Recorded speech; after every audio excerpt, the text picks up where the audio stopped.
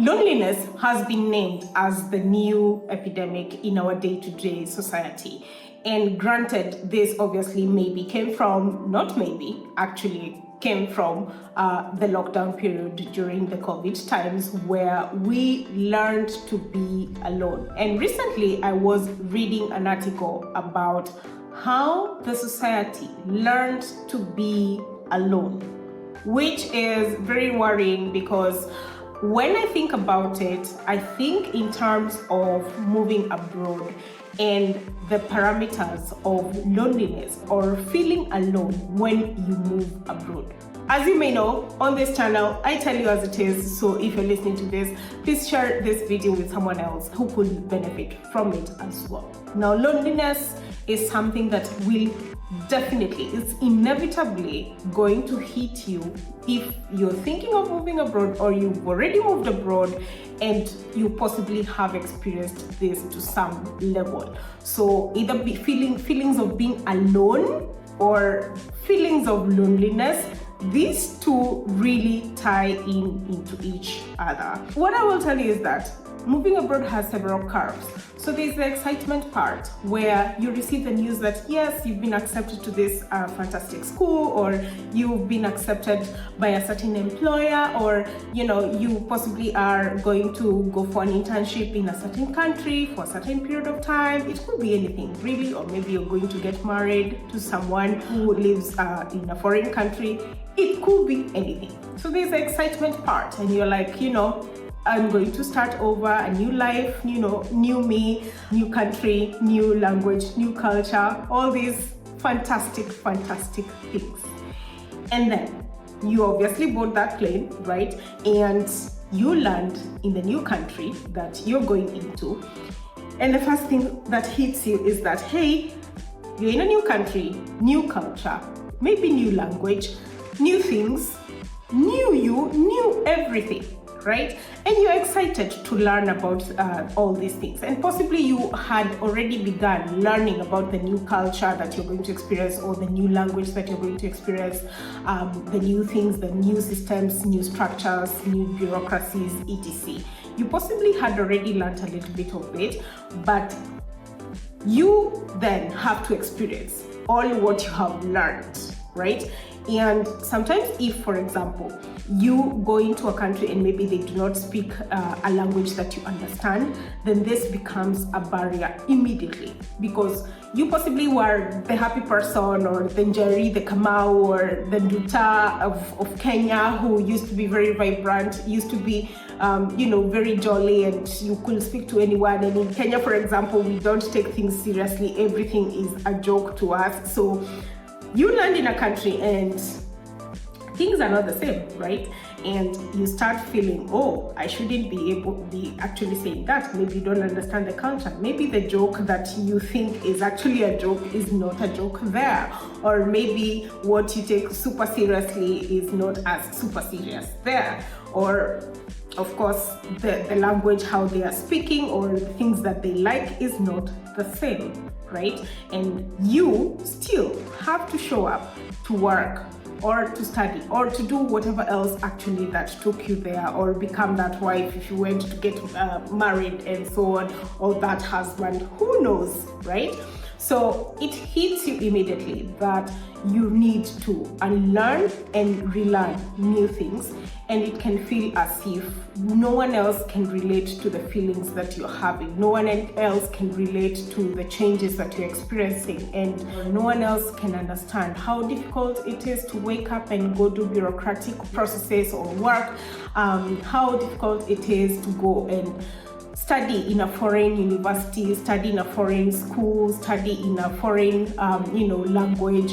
No one else understands how it feels when you have to wake up and go and work in a foreign company, and so on and so forth. But what I will tell you is that you are not alone. The feelings of aloneness or loneliness are felt by pretty much anyone who moves abroad.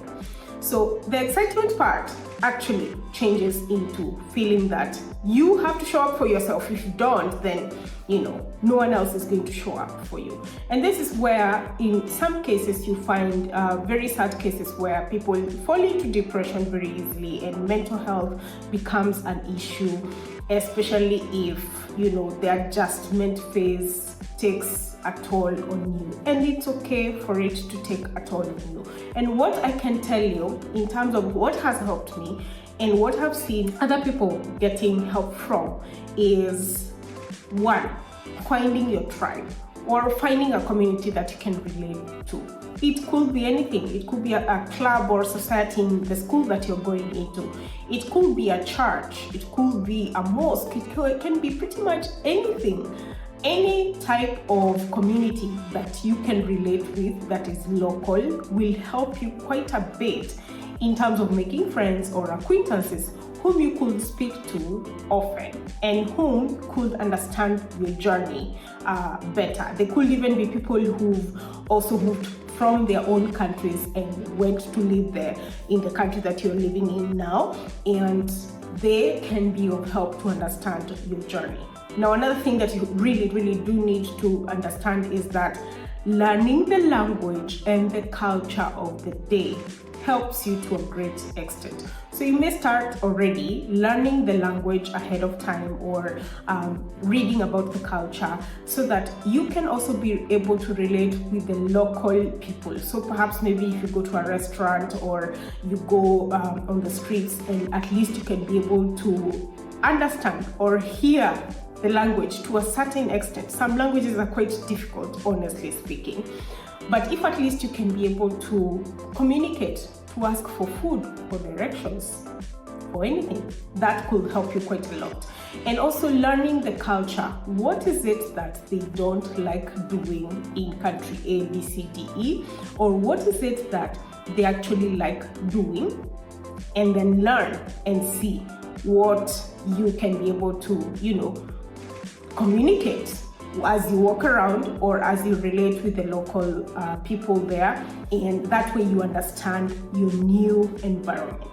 Now, another thing that is also very helpful is to continue on your hobbies or something that you are very passionate about when you're back in your home country. It could be maybe you like to run marathoner, it could be like you like to travel, or maybe you used to like to, meet friends, meet new people, or you had a hobby where you used to talk to people. Maybe you can start something online and keep talking to people.